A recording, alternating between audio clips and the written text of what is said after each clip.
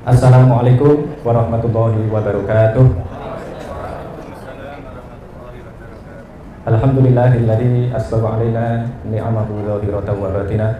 Wassalatu wassalamu ala Rasulillah wa ala alihi wa sahbihi wa mawalah. Asyhadu an la ilaha illallah wahdahu la syarikalah wa asyhadu anna Muhammadan abduhu wa rasuluh la nabiyya ba'dah. Yang terhormat keluarga besar Bapak Dr. Ahmad Nugroho beserta Ibu Betty Hartati. Yang terhormat keluarga besar Bapak Abrori Rofi'i beserta Ibu Sugiyarti. Yang terhormat para alim, para tokoh masyarakat, bapak-bapak, ibu-ibu yang hadir pada kesempatan siang hari ini. Alhamdulillah siang hari ini kita bisa menyaksikan mempelai, yang sebelah sini menyaksikan mempelai laki-laki yang gantengnya luar biasa. Senang ya Bapak mertua, punya ganteng ini luar biasa. Yang sana saya belum lihat tadi. Bapak-bapak dan ibu-ibu, saya diberi waktu 20 menit ini untuk menyampaikan nasihat pernikahan. Jadi kalau nasihat pernikahan berarti bukan untuk bapak-bapak dan ibu-ibu, karena bapak-bapak ibu-ibu pasti lebih berpengalaman dibandingkan saya. Tapi ini khusus untuk Mas Yusuf dan Mbak Intan, karena Mas Yusuf dan Mbak Intan ini juga anak saya. Jadi saya kenal Mas Yusuf dan Mbak Intan ini sudah, mau kata berapa Bang Yusuf? 2017 ya? Berarti sudah 8 tahun. Karena Mas Yusuf dan Mbak Intan ini adalah mahasiswa UIN Wali Songo dan tinggal di rumah saya, ngajinya di rumah saya, alhamdulillah. Ya itu rahasianya terbongkar ya kan. Nah saya nggak tahu bibit-bibitnya ini muncul kapan, saya tidak tahu. Karena baru kira-kira 2 minggu atau 3 minggu yang lalu datang ke rumah saya, lapor katanya mau menikah. Yang saya tahu 2 orang ini adalah aktivis, sama-sama aktivis. Dulu pernah jadi ketua komisariat di HMI Fakultas Usuluddin ini, Mas Yusuf ini. Sekretarisnya Mbak Intan.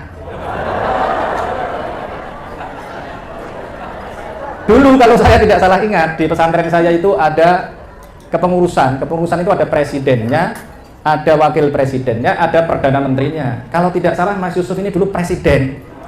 Nah Mbak Intan perdana menterinya. Udah ketemu terus ya kan?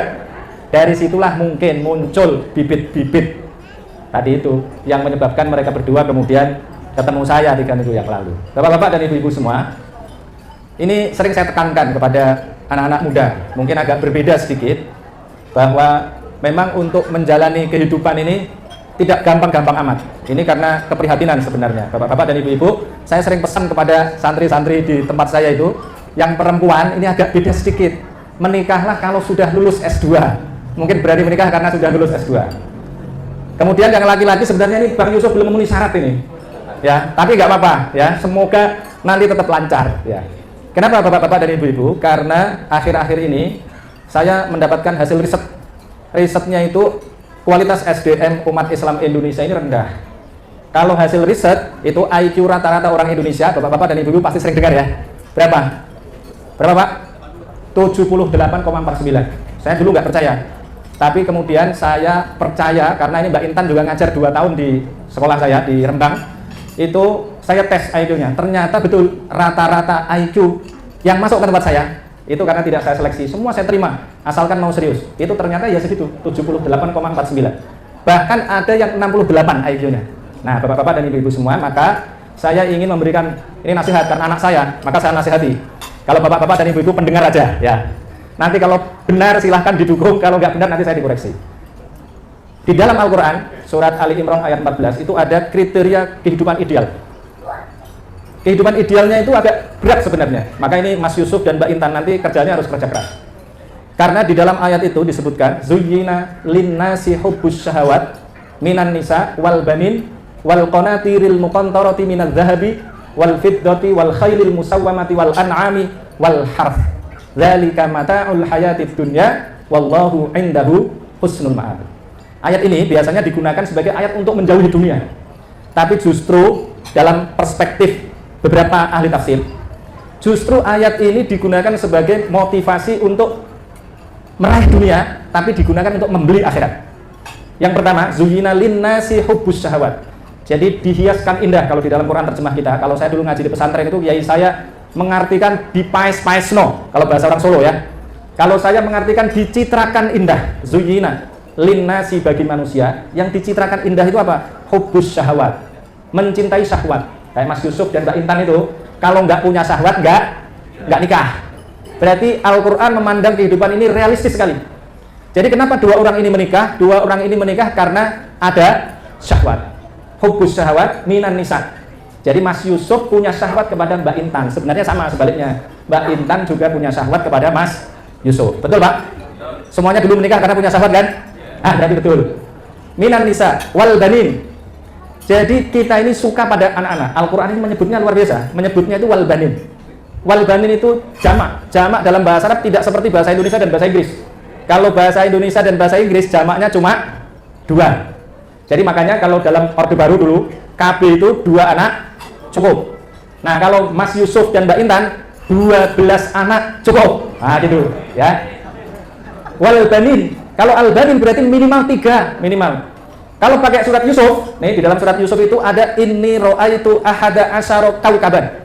Berarti anaknya Nabi Yakub jumlahnya 12. Maka nanti kita doakan semoga anaknya 12. Ya. Minimal 3 minimal. Wal banin. Nah ini kalau itu agak gampang. Punya anak 3 itu agak gampang karena anak saya alhamdulillah 5. Ya. Itu pun nikahnya telat, umur 30 tahun baru menikah dan ketemunya jarang-jarang. Saya ngajar di Jakarta, istri saya ngajar di Semarang. Ketemu cuma akhir pekan, tapi anaknya 5 Pak. Berarti punya anak 5 gampang atau susah? Alhamdulillah gampang, saya gampang. Itu kalau nggak dijaga-jaga, wah bisa 12 beneran itu ya. Karena istri saya angkat tangan, ya sudah akhirnya cukup 5. Nah itu. Wal banin, itu gampang Mas Yusuf. Punya anak berapa tadi? 3 gampang. 15 kayaknya kasihan Mbak Intan. Dah maksimal 5, jangan melangkahi saya ya. Wal banin. Kemudian ini yang tidak gampang. Ternyata Al-Quran juga memiliki perspektif yang realistis terhadap harta kekayaan. Bagaimana kita bisa hidup ideal itu? Ternyata wal qanatiril muqantarati. Dan harus punya harta yang bertumpuk-tumpuk, Pak. Ini sayangnya ibu-ibu di sana, saya nggak bisa nanya. Ibu-ibu, kalau hidup bisa diulang, pilih menikah sama yang miskin atau yang kaya, Bu? Yang kaya, kata. Yang kaya atau kaya raya? Kaya raya. Loh, bener berarti Mas Yusuf, ya. Wal qanatiril muqantarati.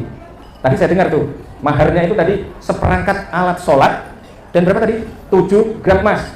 Wah masih murah itu Mas Yusuf. Ini harus dikompensasi ya.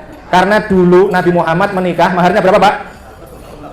20 ekor unta. Itu yang paling valid. Ontanya onta merah, dulu digunakan sebagai alat berdagang. Kalau sekarang minimal Avanza. Jadi Avanza berapa? 20 Mas Yusuf. Ya, kamu bayar nanti ya. Wal qanatiril muqantarati. Loh bener loh ini ya. Bahwa Nabi mengatakan bahwa perempuan yang baik adalah yang maharnya murah, itu iya. Tapi lihat kondisinya. Pada saat itu perempuan tidak dihormati. Tapi di dalam Al-Quran juga ada ayatnya. Surat An-Nisa ayat 20. Wa in aradtumus tibdala zaujin makana zaujin wa ataitum ihdahunna qintaran fala ta'khudhu minhu syai'a. Itu mahar. Mahar disebut dengan qintar. Jadi kalau tadi Mas Yusuf bayarnya cuma, ini saya bilang cuma, murid saya kok nggak apa-apa ya. Ya, 7 gram, nanti harus dikompensasi. Karena tadi di dalam Al-Quran ada wal qanatiril muqantarati. Berupa apa itu? Minaz zahabi wal fiddati. Berupa emas dan perak. Dulu ada apa? Dinar dan dirham. Kalau sekarang kamu Mas Yusuf harus punya rupiah. Apalagi Pak? Dolar. Dah real dulu, real. Ya, real. Kemudian dolar Amerika, dolar Singapura. Ya, itu minaz zahabi wal fiddati. Kemudian wal khailil musawwamati, harus punya kuda tunggangan yang terpilih. Kalau sekarang apa Pak? Berarti Pak? Motor atau mobil Mas Yusuf? Mobil dong, ya kan? Iya, mobil. Alhamdulillah. Jangan sampai nanti Mbak Intan diajak kemana-mana pakai motor. Ini pejuang-pejuang nih Pak. Ya, kalau pejuang-pejuang pakai motor ya kasihan dong istrinya, ya kan? Ini Pak Mertua. Tolong dibantu Pak Mertua. Loh ini saya lobikan Sob. Ya. Wal khailil musawwamati. Betul Pak. Ini saya kasih contoh. Saya tadi datang ke sini nih sama santri-santri ini. Kita pakai mobil yang mana nih? Mobil saya ini kan ada yang tua, sudah 5 tahun. Ya saya khawatir gitu. Kalau 5 tahun, tapi mobil saya nggak bagus. Pokoknya yang penting nggak macet di jalan. Ya mobil saya terbaik itu expander. Ada mobil Sigra. Saya datang ke sini pakai Sigra tapi baru. Jadi kira-kira nggak akan macet di jalan dengan izin Allah. Kira-kira begitu Pak. Itu namanya apa? Bisa milih ya kan? Wal khailil musawwamati. Kemudian berikutnya ini wal an'ami, harus punya al-an'am. Al-an'am itu apa aja Pak? Dulu sapi, peternakan itu ya. Dulu sapi, kambing, apalagi onta. Nah sekarang boleh mas, nggak ada onta sekarang di sini. Adanya peternakan ayam, boleh ya. Nanti harus giat bekerja, wal an'ami. Ternyata belum cukup, wal harf, dan perkebunan. Jadi harus punya peternakan, punya perkebunan. Ya, disebut oleh Allah, zalika mataul hayatid dunya. Itu adalah kesenangan hidup di dunia. Wallahu indahu husnul ma'ab. Di sisi Allah nanti itu ada balasan yang lebih baik. Maksudnya apa? Kalau sudah punya duit banyak, punya istri yang sangat dicintai, punya anak-anak yang banyak, jangan sampai istri, anak, keluarga itu melupakan jihad fi sabilillah. Karena ini adalah para aktivis ya, diajari jadi pejuang, ya harus jadi pejuang, bapaknya pejuang. Ya. Nah, tadi itu melahirkan anak-anak ini bapak-bapak dan ibu-ibu semua. Jadilah saksi yang saya sampaikan. Ini ada Pak Dokter di sini. Saya sering dititipi istri saya. Ini pamer sedikit, istri saya dokter spesialis anak. Saya tanya, karena dulu saya janjian sama istri saya waktu mau menikah, nanti kamu ngurusi rumah, saya ngurusi pondok, ngurusi luar, saya bilang gitu. Saya sampai tidak tahu bagaimana ngurusi anak dan berapa biaya yang dikeluarkan oleh istri saya. Maka ketika saya nanya, yang kamu ngurusi anak satu itu habisnya berapa? Istri saya bilang, kamu ini nanya atau nanya doang atau mau bayar katanya. Ya nanya dulu, nanti kalau kuat bayar, saya bilang gitu. Ya. Kemudian dia bilang dihitung, ini ya popoknya sekian, susunya Mas Yusuf, ya susunya sekian, dihitung semua. Kira-kira ketemunya berapa Pak? Bapak? Ternyata ketemunya kata istri saya nih minimal 3 juta, paling moderat 5 juta, gitu. Jadi nggak bisa Mas Yusuf nanti bilang ini duit 5 juta cukupkan, nggak bisa, ya. Jadi semuanya terkuantifikasi, ya susunya Pediasur, ya. Kemudian apalagi, loh iya dong, anaknya Mas Yusuf, cucunya Pak Dokter. Nah maka harus direncanakan dengan baik. Saran saya ini nanti malam jangan jadi anak, konsultasi dulu sama mertua. Karena pembuahan, sejak pembuahan sampai 1000 hari pertama itu sangat menentukan anak kita ini akan jadi anak berkualitas atau tidak berkualitas. Nah ini aktivis-aktivis Islam ini harus menghasilkan anak-anak yang berkualitas. Yang terakhir ini mungkin sudah lewat, mohon maaf. Yang terakhir Mas Yusuf, saya pesan sekali lagi, karena ini sering saya ajarkan prinsip egalitarianisme ya antara laki-laki dan perempuan. Tetapi seringkali laki-laki ini di mana-mana ini, di kebanyakan tempat ya, bukan di mana-mana, di kebanyakan tempat saya lihat laki-laki ini banyak yang otoriter. Itu didasarkan pada ayat ar-rijalu qawwamuna 'alan nisa. Laki-laki adalah pemimpin bagi perempuan, tapi nggak dilanjutkan. Ini masalahnya. Padahal di dalam Al-Quran tadi itu surat An-Nisa ayat 34 itu ar-rijalu qawwamuna 'alan nisa. Laki-laki adalah pemimpin bagi perempuan, ada syaratnya. Bima faddalallahu ba'dahum 'ala ba'din wa bima anfaqu min amwalihim. Ini yang banyak tidak dipenuhi. Termasuk saya, berarti ini ngaku ya. Syaratnya apa? Bima faddalallahu ba'dahum 'ala ba'din. Jadi laki-laki dan perempuan itu kemudian Allah menjadikan laki-laki yang jadi pemimpin itu ternyata itu karena laki-laki dan perempuan memiliki namanya keunggulan komparatif. Bahasa Al-Quran bima faddalallahu ba'dahum 'ala ba'din. Itu nanti bapak-bapak dan ibu-ibu bisa cari. Kalau ada kalimat di dalam Al-Quran ba'dahum 'ala ba'd, ba'dakum 'ala ba'd, itu keunggulannya komparatif. Jadi Mas Yusuf ini punya keunggulan. Keunggulannya apa? Kekuatan. Lebih kuat tuh tenaganya. Saya dibandingkan istri saya, lebih kuat saya. Tapi bapak-bapak, ada saat yang bapak-bapak tidak ada apa-apanya dibandingkan dengan perempuan. Kapan Pak? Pada saat melahirkan. Itu paling nyata, konkret ya, karena sudah diteliti. Istri saya neliti itu. Ya, laki-laki dikasih elektroda di sini. Ini Pak Dokter nanti bantu saya ya. Dikasih elektroda di antara dua paha ini. Dengan tingkat kenyerian seperti orang mau melahirkan. Bukaan keempat, yang laki-laki masih bisa WA-an.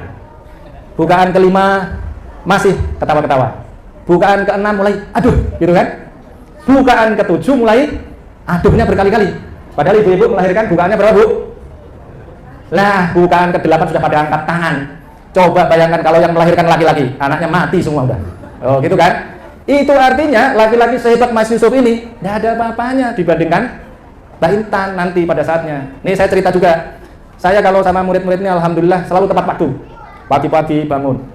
Tapi pada saat saya punya anak kecil, saya nggak pernah tahu istri saya nyusui anaknya berapa kali, Pak. Jangan-jangan bapak-bapak juga begitu ada. Padahal ibu-ibu nyusui anaknya berapa kali malam-malam? Bisa 5 kali. Loh, saya yang katanya kuat ternyata bangun sekali aja enggak. Loh gitu. Berarti kuat mana antara laki-laki dan perempuan? Kuat perempuan dalam hal itu, ngurusi anaknya luar biasa. Artinya saya punya keunggulan, istri saya punya keunggulan yang tidak saya miliki. Mas Yusuf punya keunggulan, Mbak Intan punya keunggulan yang tidak dimiliki oleh Mas Yusuf. Itu disebut ba'dohum ala ba'din. Nah, yang menyebabkan laki-laki jadi pemimpin ternyata ini Al-Quran realistis lagi. Wa bima anfaqu min amwalihim. Dan karena laki-laki ini memberikan nafkah kepada istrinya. Jadi kalau sampai laki-laki tidak memberikan nafkah kepada istrinya, maka batal jadi pemimpin, nggak jadi pemimpin. Yang menentukan nanti bukan lagi laki-laki. Seperti wali kota Solo, kalau dia tidak memenuhi kewajibannya menyejahterakan rakyat Solo, menyejahterakan rakyat Indonesia kalau presiden, maka dia batal jadi pemimpin secara de facto, walaupun secara de jure. Ya, saya dosen ilmu politik nih soalnya. Ya oke, sudah selesai. Nah, bapak-bapak dan ibu-ibu, tadi saya pesan sekali ya, Mas Yusuf, nanti duitnya harus banyak atau sedikit? Banyak. Kita doakan semoga duitnya banyak. Baik, bapak-bapak dan ibu-ibu semua, marilah kita doakan dua mempelai agar Allah memberikan barokah. Barokah itu artinya adalah bertambahnya harta kekayaan, kebaikan dan kebahagiaan. Ya, artinya adalah ziyadatul khairi was sa'adah. Semoga nanti duitnya banyak. Anaknya minimal berapa Pak tadi? 12. 3 lah minimal ya, 3. Semoga anaknya minimal 3 biar mbah-mbahnya senang. Baik, marilah kita berdoa. Semoga Allah Subhanahu wa taala mengabulkan doa-doa kita. Bismillahirrahmanirrahim. Alhamdulillahirabbil alamin. Hamdan yuwafi ni'amahu wa yukafi'u mazidah. Ya Rabbana lakal hamdu wa lakas syukru kama yanbaghi li jalali wajhikal karimi wa 'azimi sultanik. Rabbana dzalamna anfusana wa illam taghfir lana wa tarhamna lanakunanna minal khasirin. Rabbana ighfir lana wa liwalidina warhamhum kama rabbawna shighara. Rabbana hab lana min azwajina wa dhurriyyatina qurrata a'yun waj'alna lil muttaqina imama. Allahumma barik lahuma wa barik alaihima wajma' bainahuma fi khair. Rabbana atina fid dunya hasanah wa fil akhirati hasanah wa qina adzaban nar walhamdulillahi rabbil alamin. Al-Fatihah. A'udzubillahi minasyaitonir rajim. Bismillahirrahmanirrahim. Alhamdulillahi rabbil alamin. Ar-Rahmanir-Rahim. Maliki yaumiddin. Iyyaka na'budu wa iyyaka nasta'in. Ihdinas siratal mustaqim. Siratal ladzina an'amta 'alaihim ghairil maghdubi 'alaihim waladdallin. Wassalamualaikum warahmatullahi wabarakatuh.